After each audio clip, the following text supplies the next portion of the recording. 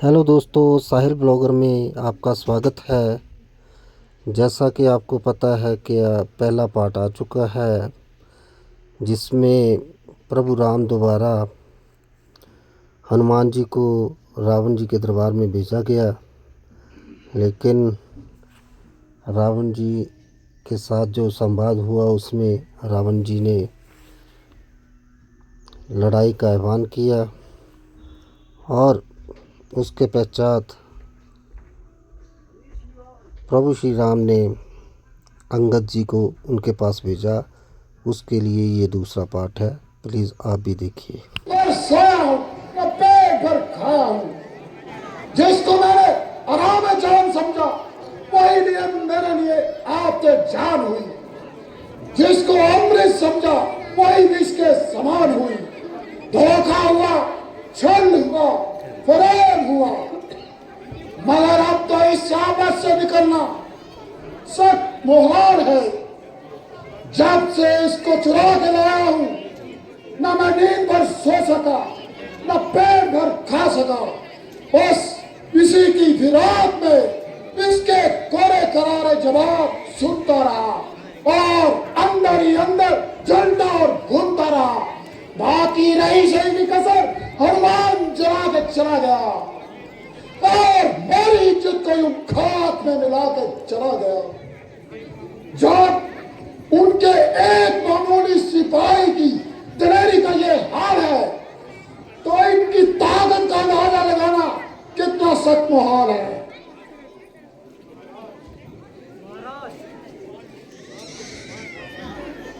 आपको किस बात का ख्याल है जो आपको अपनी कीमत पर इस कदर बलाल है?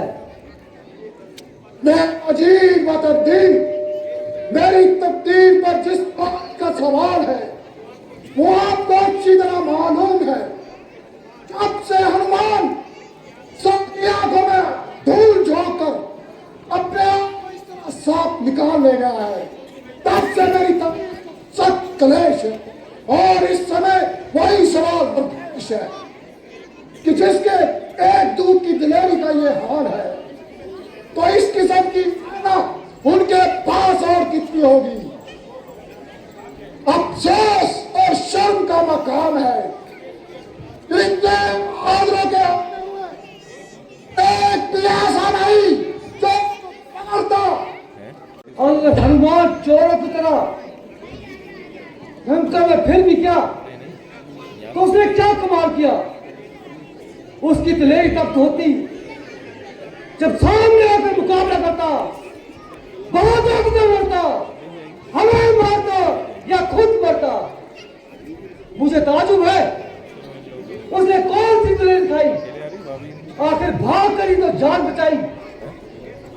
आप उसको दे सकते हो, मेरे नजदीक तो उसका जिम्मेदार खेल है। अगर लंका का एक भी बहादुर उसके पीछे छोड़ दिया तो उसका बचना मुश्किल है।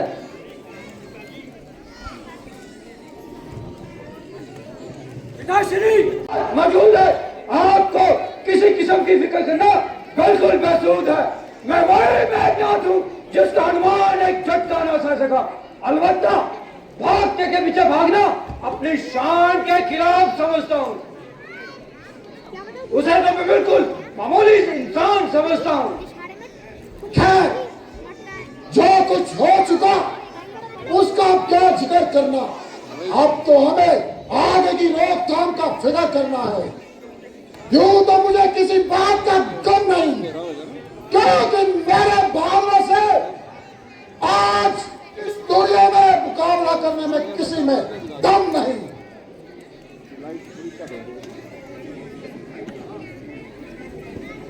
भाई साहब, आपके तमाम दरबारी आपसे डरते हैं और इसलिए खुशामदाना बातें करते हैं। आग और दुश्मन को हकीक समझना अक्लमंदी से वाइज है। इसलिए मेरी आपसे बार बार यही ताकीद है कि जिस तरह भी हो सके इस बला को अपने सर से डालें।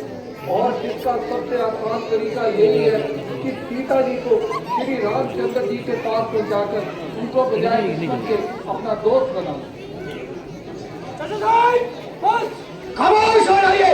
अगर आपको राम इतना ही खौफ है तो कहीं ना कहीं बेहोश हो जाइए। कान दान पर जाए, कितनी भी तबाही बचे, मगर ऐसी जगह चुपना जहां आपकी जान बच सके। अफसोस कि आप जैसे बेगारत और बोझल न हमारे खानदान में पैदा होते और न अपनी किस्मत पर होते। बहन की नाक काटी जाए और भाई का मेहनत ना आए। जाओ जाओ जल्दी करो, अगर मौत दिख जाएगी तो मुंह छिपाने के लिए जगह ना पाएगी। अरे नादान गुस्ताख लड़के, तू इस कदर जुबान चला रहा है और जमीन आसमान के तलावे मिला रहा है। माना इस समय तू जवानी के नशे में चूर है, मगर अकल और दानिश तुझसे कोसों दूर है। बालियत भर का लड़का और हाथ भर की जवान, जो मुंह से निकल गया वही कुर्बान। इस वक्त तू इतनी शेखी जता रहा है, अरे कल तू कहां मर गया था जब अकेला हनुमान हजारों में किरकिरी कर गया था। अफसोस अफसोस, जिस बात को ना मैं कहना चाहता था आखिर आप कहला के चाचा साहब, इसमें भी आपकी साजिश और शरारत थी जो हनुमान इस तरह फरार हो गया। न आप उसकी हिमायत करते, न पिताश्री संजय अनायत करते। जब से हनुमान भागे, आपकी मन की मुराद मिली और दिल की कली खिली। मेरा दावा है कि आपकी हमदर्दी महज एक लोग दिखावा है। दर पर्दा इसकी रामचंद्र से मिला वक्त है और ऐसे और कम बंदे पर किसी किस्म के एतवार करने में सख्त हानि है। भाई साहब देखिए, ये कल का छोकरा मुझे किस कदर सख्त सुस्त बता रहा है। ऐसा जो कुछ भी कह रहा है दुरुस्त कह रहा है। अफसोस कि आप ही इसकी बेवजह हिमायत करके हीरा दलील का मेरी तौहीन करा रहे हैं और इसकी बार बार पीठ ठोककर मुझे सरे दरबार जलील करवा रहे हैं। अगर मैं इसकी हिमायत भी करता हूं तो यह दुश्मन का तरफदार तो नहीं, तेरी तरफ तो नहीं, मुल्की गद्दार तो नहीं। बिना शक तेरी दुश्मन से गहरी सांठगांठ है, इसलिए हमारी हर एक बात तेरे काबिल एतराज है। हनुमान की बगावत करने तू जब आगे आ गया, जब मैंने उसको कत्ल करना चाहा तू जब पीठ पड़ गया। अब मेरे नाम ने उनके खिलाफ जंग का मशवरा दिया, तू जब तो उसका सर चढ़ गया। जरा सा भी कोई उनके खिलाफ बोलता है तू जब उनकी जुबान टटोलता है। मैं हैरान हूं कि तू क्यों बिना बना मेरी परवानी पर कमर बसता है। भाई साहब ये आपकी भूल है और निस्बत ऐसा ख्याल करना भी बिल्कुल फजूल है। ना मैं कौमी गद्दार हूँ, ना श्री रामचंद्र जी का तरफदार हूँ, बल्कि आपका सच्चे दिल से वफादार हूँ और आपके पसीने के बदले खून बहाने को भी तैयार हूँ। मगर इस आने वाली बर्बादी को देखकर जरूर अशकवार हूँ। मगर उनके दिल में यह क्या समाई जो बिना वजह बहन शुरू में आके नाक उड़ाई। अरे बेशरम, अब भी शर्म ना आई। बेशक यही एक बात है जिसने आपकी तबीयत इस कदर भड़काई है, मगर वो खामखा उनके सर आई और अपने किए की सजा पाई। शर्म शर्म शर्म।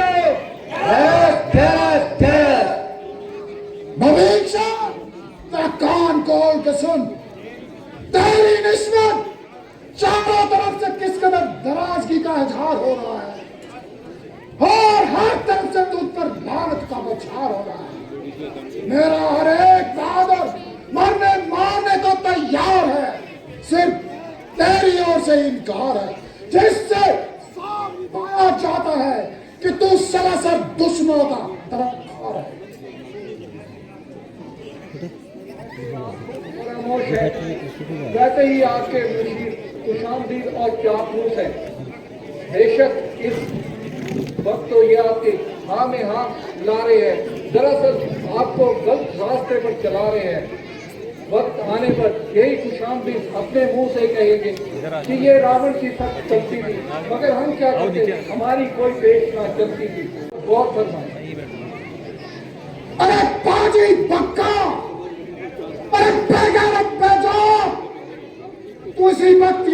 गाफूर हो जा और मेरी आंखों से दूर हो जा। तेरी जान की सलामती इसी में है कि फौरन तू यहाँ से दूर हो जा। सिपाहियों, जाओ इस बागी मकार को मेरी हदूद से बाहर छोड़ के आओ। या लंका के अंदर अपनी ये मनहूस शक्ल दोबारा मत दिखाना। मेरी खैर ख्वाही का यही सिला मिलना था और मैंने इसी तरह लंका से निकलना था। अच्छा भाई, इसमें तुम्हारा क्या कसूर है? दरअसल ईश्वर को यही मंजूर है कि हरी भरी लंका बिल्कुल खाकशाह हो जाए और जिस सल्तनत की तमाम दुनिया में दाग थी वो तुम्हारे हाथों ही तबाह हो जाए। अच्छा, तो आपको मेरा आखिरी नमस्कार है। ना आपके किसी काम से करत, ना लंका से सरोकार है। बुलबुल ने आशियाना उठा लिया चमन से, उसकी बला से घूम रहे या घुमा रहे। मेरी नजरों से दूर हो जा। सैनिकों, इसे बागी मकार को मेरी हदूद से बाहर छोड़ के आओ। विभीषण का लंका से निकाला जाना, इसके पश्चात रावण अंगद संवाद दिखाया जाएगा। इससे पहले मैं अपने प्रेस के जो हमारे बंधु हैं, हमारे भाई हैं, अपडेट देते रहे हैं, उनका हम दिल से धन्यवाद करते हैं। इस वक्त हमारे अश्विनी जी जो प्रेस से हैं ग्रिल, तो हम इन अपने भाइयों का जो इतनी मेहनत कर रहे हैं इनका भी दिल से धन्यवाद करते हैं। इसके लिए हमारे पास जो है हमें धन की बहुत आवश्यकता होती है, तो अभी हमने और भी बहुत सा काम करना है। अगर कोई बंधु, कोई हमारे भाई इसके लिए अपनी इच्छा से दान देना चाहे तो वो हमें संपर्क कर सकते हैं। इसके अलावा श्री अपूर्व जी प्रेस वाले, वो भी हमें यहाँ से या हमारी रामलीला में पहले लाइव दिखाते रहे हैं। आज आ गया है, इसको बानर लोग बेसब्री से इंतजार करते हैं। दुश्मन को बता दो बानर लोग किस तरह मैदान जंग में जाने निसार करते हैं। आज तुम साबित कर दो कि तुम लंका के पूरे वफादार हो और मैदान जंग में दुश्मन का सर और तुम्हारी शाबाश शाबाश। मेरी खुशनसीबी का क्या ठिकाना, जिसका एक बहादुर जागता है जवाना हो। अगर एक तीरंदाजी में था तो दूसरा कुश्ती और घुड़सवारी में शायद इत्तेफाक है। भला उन बनवासियों की हमसे मुकाबला करने की क्या ताब है? एक तरफ मामूली सी चिड़िया और दूसरी तरफ उकाब है। बेशक तुम अकाब हो और परमसिपागिरी में वे नजीर और लाजवाब हो। जब परमेश्वर की मेहरबानी हम पर है तो मुझे यकीन है कि तुम्हारी पदे द्वार पर है और इस लड़ाई में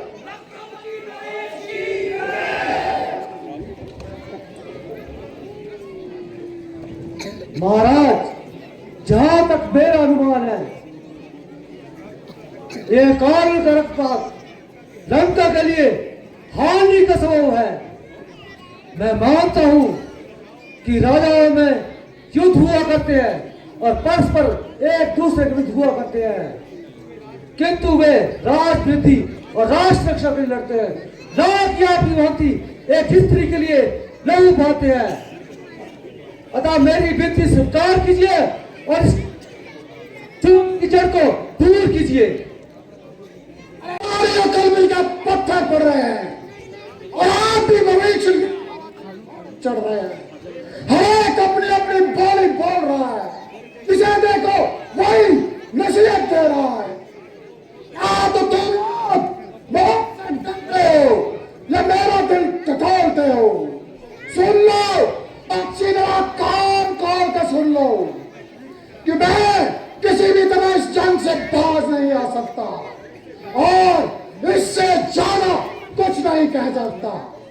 हाँ, जिसको मौत का खौफ है अरे कुछ यहाँ से जा सकता है, और उसको मनाने या मनाने मेरी बना जाए।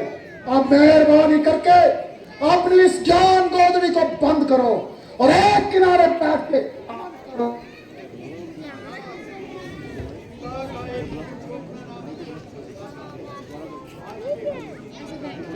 हाँ हाँ, सिपाहियों से आगे से अंदर आने को।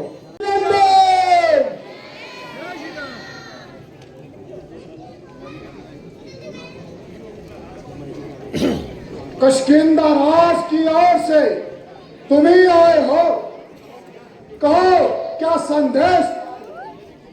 यदि कुछ हर्ज ना हो तो अपना नाम और निवास आने का कष्ट करें। मैं वानराज स्वर्गवासी महाराज बाली का पुत्र अंगद मेरा नाम है, और महाराज श्री रामचंद्र जी की ओर से आपके नाम एक आवश्यक पैगाम है।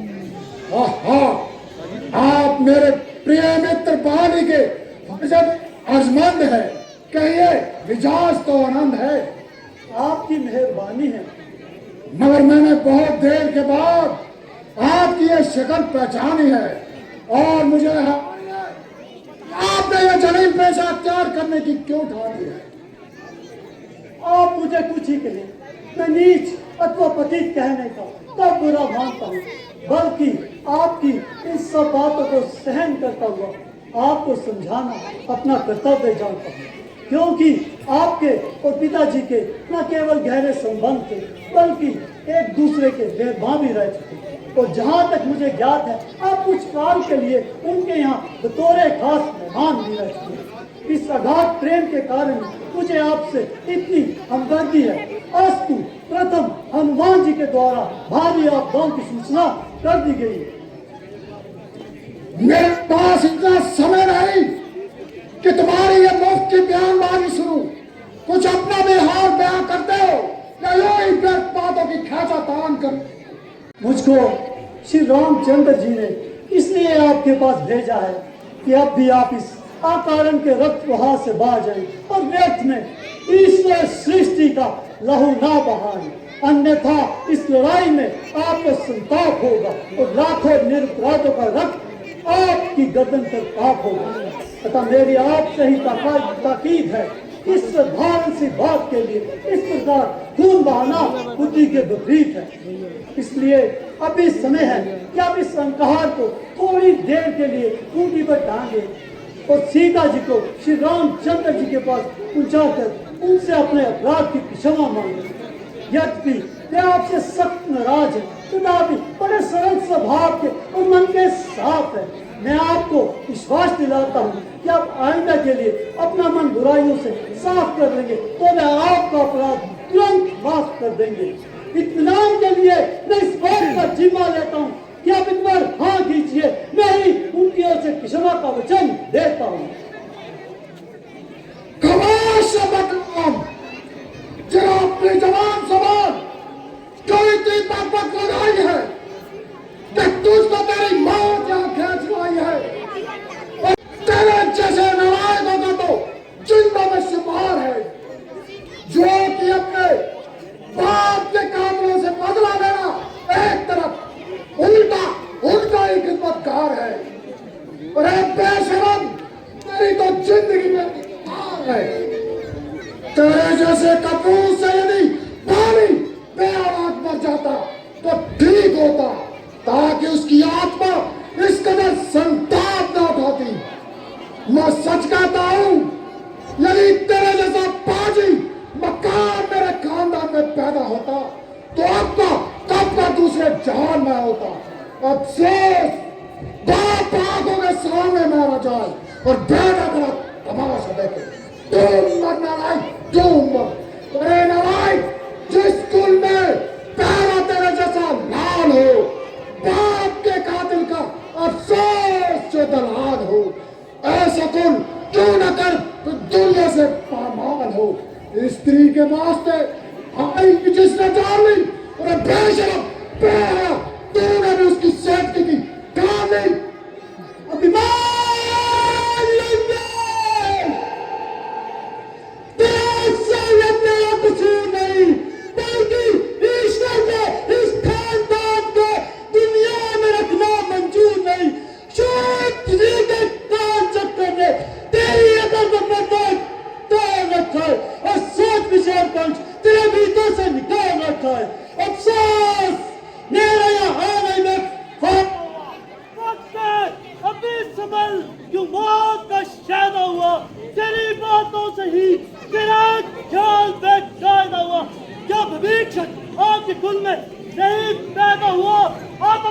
सोचिए कप्तान मेरे आपकी होने वाली है नहीं होना आजाद आपकी नहीं ताकत तुझमें, तू मेरे पास आता, मैं तेरे बाप का बदला उसी क्षण है दिखलाता। ये पीछे से फिक्र करना मुझे बदला दिलाने की कोई तस्वीर कर पहले तू जान अपनी बचाने की। अकल की बात कर अब बेहोश, ये तेरी हिमाकत है मेरे से युद्ध करने की, भला उनमें क्या ताकत है।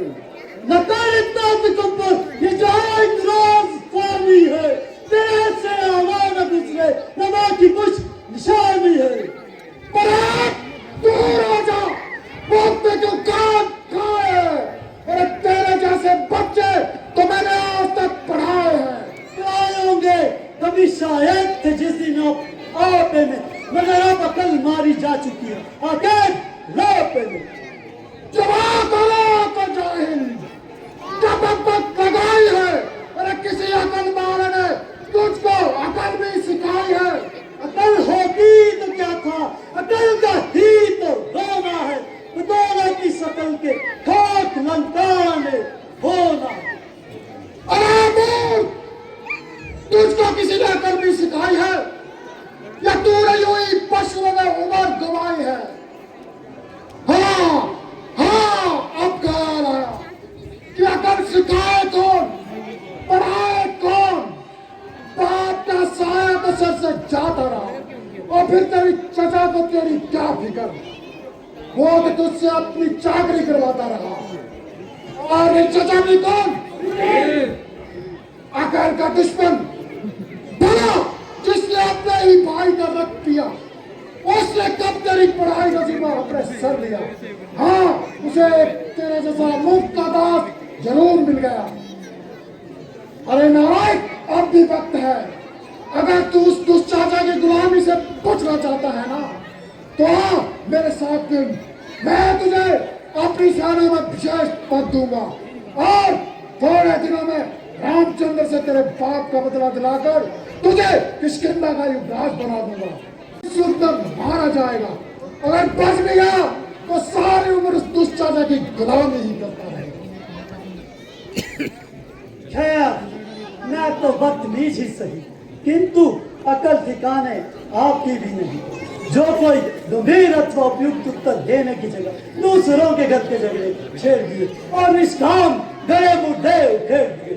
मेरे बाप ने जैसा व्यवहार भाई के साथ किया ऐसा फल भोग लिया। मेरे लिए दोनों का दर्जा एक समान है और चचा की सेवा अथवा गुलामी करने में मेरा कौन सा अपमान है। औरों के घर के झगड़े रावण न छेड़ तू, तुझको पराई क्या पड़ी अपनी निबेड़ तू। मुझको तो आपका भी वैसा ही अंत नजर आ रहा है और निस्संदेह काल आपके सर मंडरा रहा है। जिस समय श्री रामचंद्र जी के बाण लंका पर बरसेंगे तो आप एक एक सांस को तरसेंगे। क्यों बुद्धि मारी गई है, कुछ सोच समझ कर बात कीजिए और अब भी इस हक को त्याग दीजिए। अफसोस, सख्त अफसोस, ऐ खुदा फरामोश, मैंने इस प्रकार सिद्ध पाया किंतु तेरी समझ में कुछ नहीं आया। ज्यों ज्यों काल निकट आ रहा है त्यों त्यों तेरी आंखों के आगे अंधेरा छा रहा है। जिनको आज तू ताने और घृणा से अवारागर और लोंडे बता रहा है और अपनी शेखी जता रहा है, जब तू उनसे जरा हाथ मिलाएगा उस समय तुझे उनकी शक्ति का हाल मालूम हो जाएगा। बेशक बेशक तू सच्चा है, मगर क्योंकि तू अभी तक बच्चा है और युद्ध विद्या में नितांत बच्चा है, इसलिए तेरे काबिल एतराज जमाने भर में रामचंद्र से कोई भी बलवान नहीं। और याद रख, सारी दुनिया अंग्रेजी का मुंह नहीं, मैं रावण हूँ, रावण। श्री रामचंद्र जी की सेना सबसे निर्बल इंसान और तेरे ख्यालों के मुताबिक अभी मैं नादान तो तेरा वहम दूर करने के लिए अपनी ताकत का मामूली सा करिश्मा दिखाता हूँ और अपना पांव जमीन पर जमाता हूँ। तेरे इन शूरवीरों में से जो सबसे अधिक बलवान है और जिस पर तेरा अच्छी तरह से इत्मीनान है वो आए और हमारा पांव जमीन से उठाए। इसी में हमारी और तुम्हारी हार और जीत का दारोमदार है। अन्यथा इसकी विरुद्ध अवस्था में सीता जी को श्री रामचंद्र जी के पास पहुंचा आना और किसी प्रकार की फिर उज्जत ना मिलाना क्यों है मंजूर? मुझे यह शर्त मंजूर है। बुलाओ तो फिर देख करना फजूल है। मगर देखना कहीं पीछे से अपने कौल से भुगा न जाना। ये तुम्हारा ख्याल बिल्कुल वाहियात है, मर्दों का वचन है, प्राणों के साथ है। तो ठीक है, मैं अभी तेरा विमान तोड़ता हूं। जाओ मेरे शूरवीर, जाओ इस छोकरे का पांव जमीन से उखाड़ो।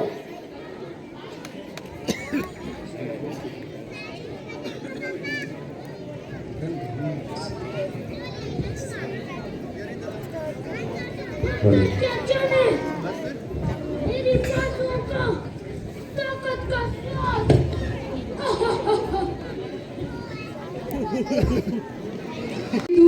चलेगा चक्र उड़ेगी दूर। ए अंगद तेरे पैर के दो टोटे करके, अरे अंगद तेरे पैर के दो टोटे करके नूरपुर से दूर फेंक के आऊंगा।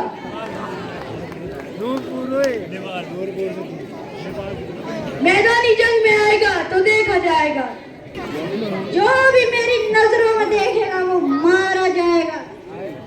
जो भी मेरी नजरों में देखेगा मारा जाएगा। और बात रही अंगद तेरे इस पैर की, वो मुझ जैसा एक अकेला शूरवीर ही उठा जाएगा।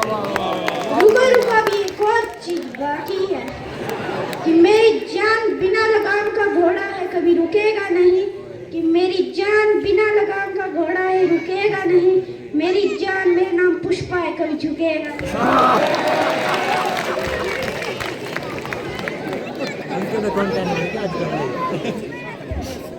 मैदान जंग में आएगा तो देखा जाएगा।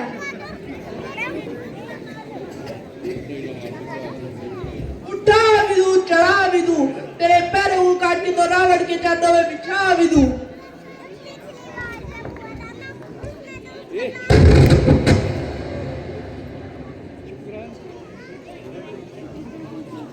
मैदानी जंग में देखेंगे। हाहाकार मच गया जब मैं आया। कितने रोकने चले पर कोई रोक ना पाया। सारी दुनिया में नाम मैंने अपना कमाया। अरे अंगद ये पाँव तो चीज ही क्या, मैं तुझे इस धरती से उठाने आया।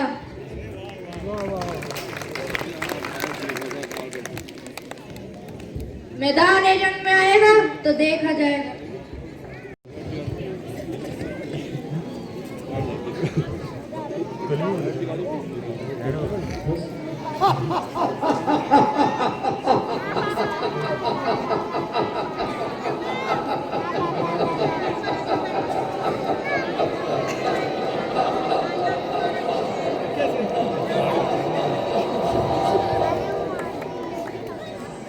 उठाया कदम मैंने, कदम उसको उठाने को न पाएगी जगह की इसे मुझ छिपाने को। मेरी जुम्मत से आएगी जो मेरे स्कूल खुदाई को समझा। अब मैं आता हूं तेरा बल आजमाने को, जमाने को हिलाने की है ताकत इस कलाई में। बशर्ते झीली क्या है, कहर का बचा दूं कुल खुदाई में।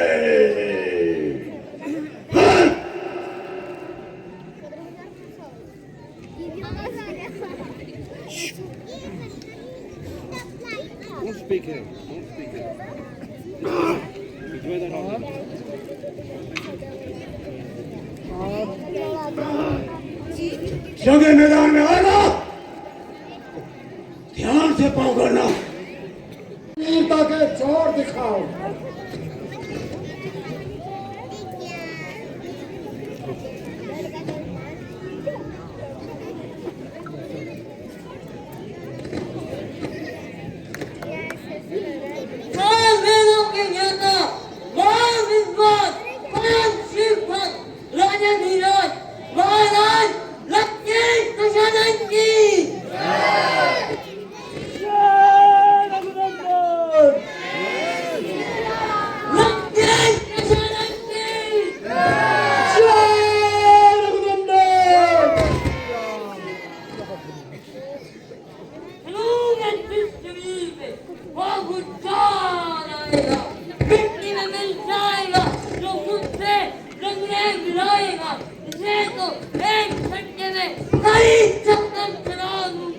ये कौन चीज क्या है सारी जमीन ला दूंगा।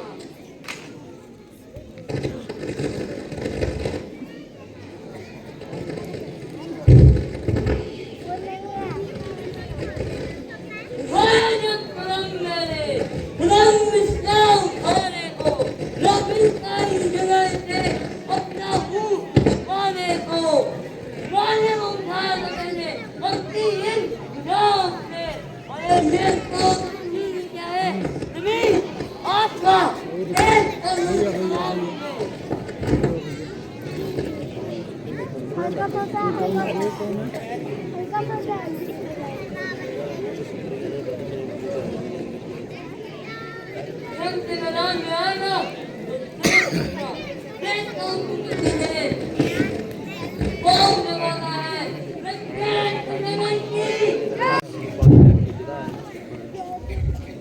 सवाल भी तक है दिखाता हूँ ध्यान नहीं कर बता छोटे उठाता उठा हिमालय को मैं अभी पूछाऊं से उठाऊंगा इस पाँव को अब दिलवा की बुझाऊं से कुदरत ने मुझे शक्ति दी है मेरे जैसे बाजुओं में चले ही आसमां वजन करूं तराजू में।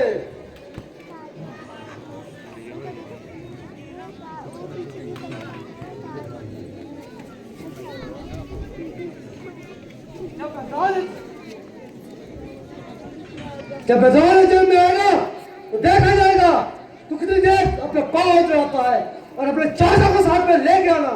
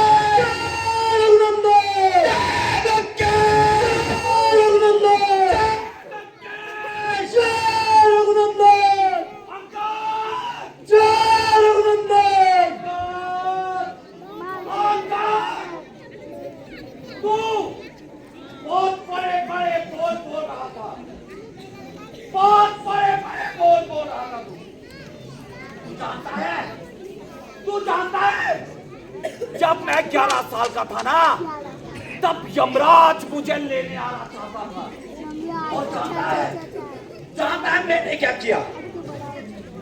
कारागार में जाकर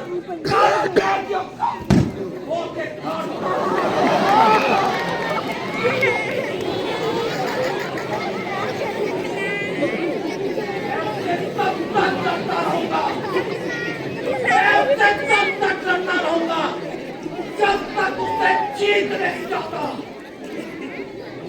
और जीवन और मरण अरे तुम जैसे तुच्छी प्राणियों के जीवन का हिस्सा है। वो देख चंद्रमा आगे बढ़ रहा है।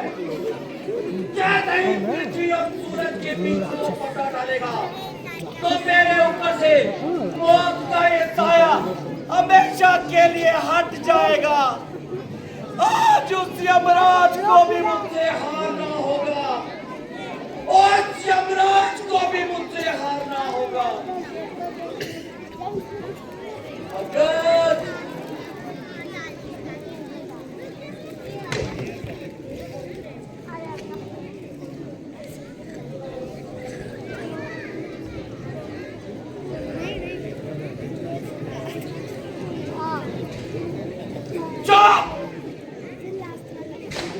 जरा सा खून नहीं देखा तो लगे काय काय करने। अरे लड़ने की हिम्मत तो जुटा लोगे मगर हमारे जैसा कमीनापन कहां से लाओगे? मेरे होशियार ओ बानर तेरा काल आ गया, दशानंद का लाल आ गया। चलो मैं जमीन में उस जगह भूचाल आएगा, जमीन तो एकदम चरखे अंत तक कांप जाएगा।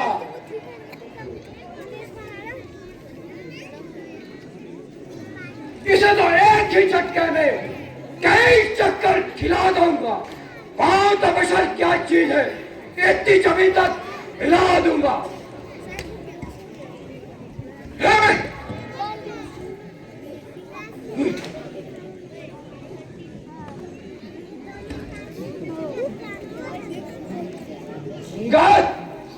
तुझे तो मैं जंगे मैदान में देखूंगा, तो कितनी देर पैर अजमाता है।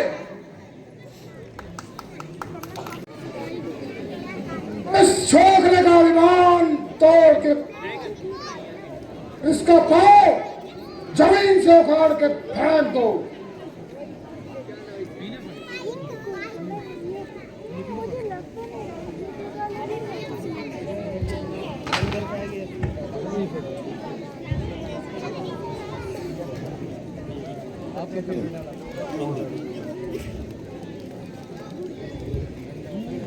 उठा कदम मैंने कदम इसका उठाने को न पाएगी जगह इसको कहीं भी मुंह छिपाने को। मेरी चुम्बस से आएगी चुम्बस कुल जमाने को, जमाने कोई आने की ताकत है तत्कराई में। बशर तो चीज ही क्या जादू कुल खुदाई में। समझ जाओ, समझ जाओ, अब मैं आ जाऊं तेरा पर आजमाने को।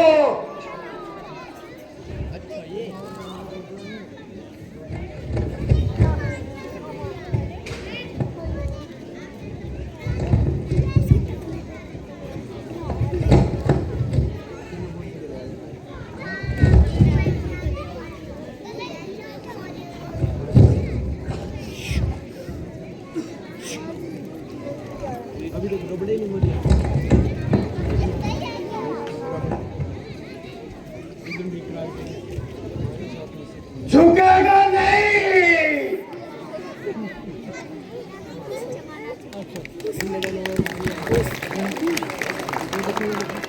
मैं हैरान क्या तुम्हारी ताकत को कौन सी चिड़िया खा गई। कई के भागों में कोई भी ऐसा नहीं जो इस छोकरे का पांव जमीन से उठा सके। खड़ा है सामने अंदर परम अपना मिटा ले तू, राह और कोई बाकी उसे भी भुला ले तू। अभी है वक्त लंका को तबाही से बचा ले तू। शेर की जाहे गरब प्राण अपने न पा ले तू। न फिर ये वक्त मिलेगा अगर इस वक्त चूकेगा। पलक आंसू बहाएगा जमाना मुंह पे थूकेगा। अरे नामा कौन क्यों कैंची की तरह जबान चला है और इस छोटी सी बात पर इतना तिंदरा रहा है। ठहर, मैं अभी मैं तेरा अभिमान तोड़ता हूँ।